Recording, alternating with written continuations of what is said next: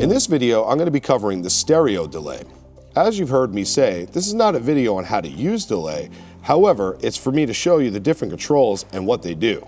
Before we go ahead and look at the controls on the delay, let's look at the top. We see here that we have two buttons which will allow us to use the global tap tempo to control the delay. With these buttons engaged, as we're using the tap button on the control surface, this will then trigger the delay times within the unit. You have the ability to either select both or individual. The great thing about the stereo delay is that it gives us two different delay engines within one effects rack. I like to take advantage of using the stereo delay, and I suggest you do the same. This gives you the ability to have two different sends into the delay to create different delay times. Like on my main vocalist, and I'll show you here, if I open this up, you'll see that one of the engines has an eighth note delay and the other side has a quarter note delay. This allows me to have two different delays off of the same unit. Now let's look at the controls. If you look here on the left side, we have the ability to take the delay in and out of circuit. On the far right, we have our inputs and our output meters. On the display, we have the ability to show the delay time in either beats per minute or milliseconds.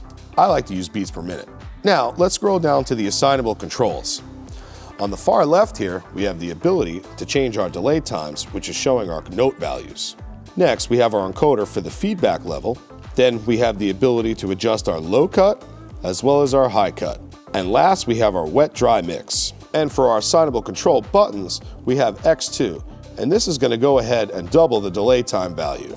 Next, we have our tap button, and if you see that nothing is happening when I'm pressing the tap, that's because I have global tap tempo selected for delay 1. If I unselect it, now I'll have the ability to use this as a tap tempo.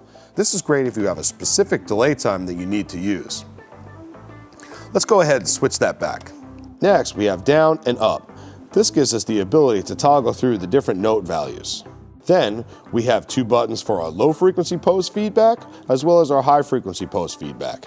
And last, we have the in and out of circuit button. Next, you'll see here in the top left, we have this 1/4. In some devices, this is an indication to let us know that we have additional pages that we can scroll to if we hit the right arrow. In the stereo delay, this is actually the readout for our delay time. However, if we do toggle to the right, you'll see that we do have one other page. This will bring all the assignable controls to the lower portion of the stereo delay. Take note, we have all the same adjustable parameters as we did on the top portion of the delay.